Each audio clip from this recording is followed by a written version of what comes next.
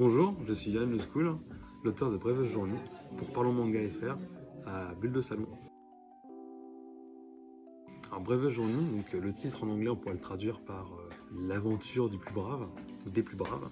En l'occurrence, c'est l'histoire de Jubei qui en fait est un épéiste qui s'embête un petit peu dans un bled un peu paumé et qui a un grand-père qui a un pouvoir fantastique. On l'appelle d'ailleurs un Sinister parce qu'il possède le pouvoir des catastrophes naturelles, en l'occurrence le volcan.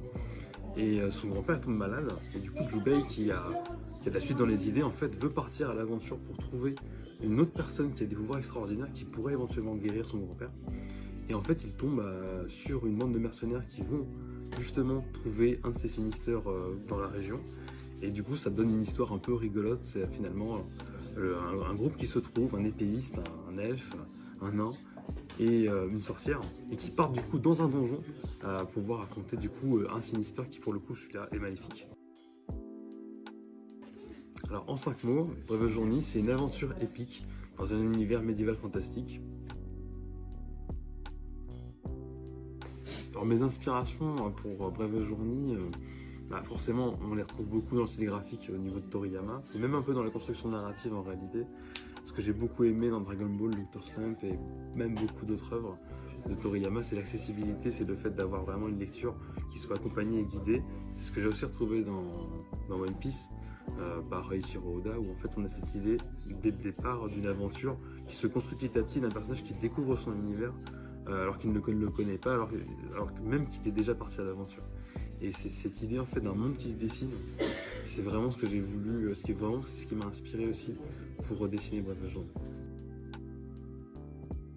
Ce serait plutôt Gaëlle, la sorcière, parce qu'elle a cette capacité extraordinaire à être très forte dans toutes les magies, toutes les sorcelleries.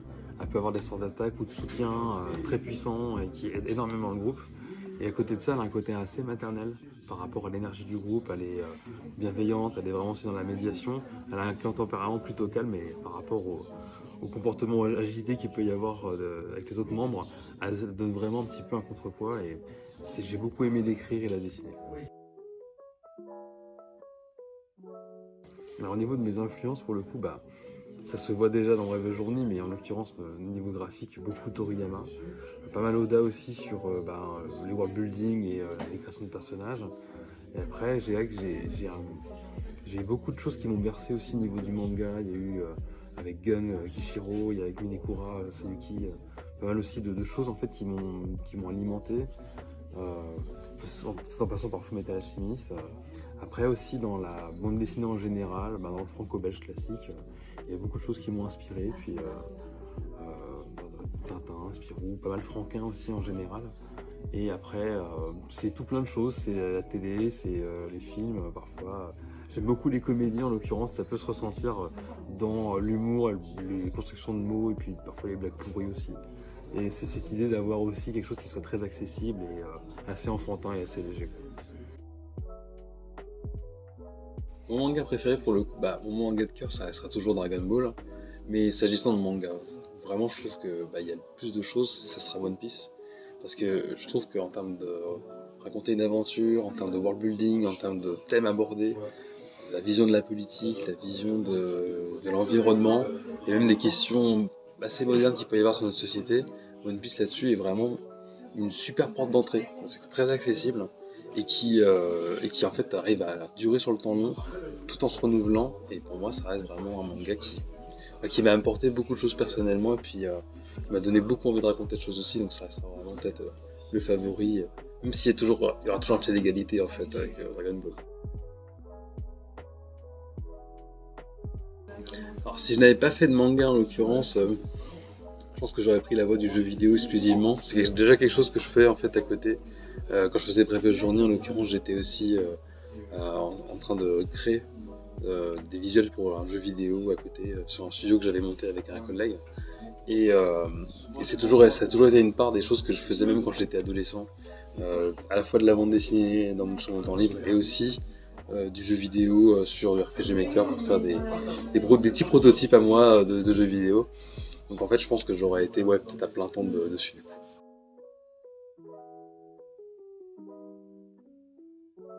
Alors le conseil que moi je pourrais donner de façon primordial parce qu'effectivement le dessin, il y a toujours des idées d'amélioration de dessin, de continuer à lire des choses et d'étendre son univers, mais je pense que le vrai conseil que je peux donner, c'est l'écriture.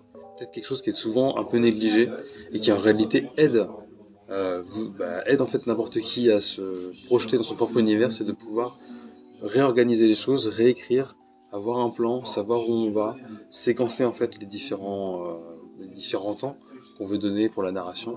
Et ça, c'est l'écriture en fait. Ça passe vraiment par le fait de mettre une phrase au bout d'une autre, organiser vraiment un chapitre de façon claire, avec des parties vraiment distinctes, avec un flow.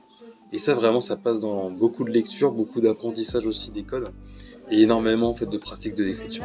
Avant même le dessin, je pense qu'il faut d'abord, quand on va raconter quelque chose, partir du postulat qu'il faut écrire. En tout cas, merci beaucoup si vous avez l'occasion de lire Web Journey, c'est super gentil. Et merci à Parlons Manga et continuons tous ensemble du coup à faire briller cette scène manga française qui grandit de plus en plus. On essaie de la porter, mais c'est aussi grâce à vous. Merci.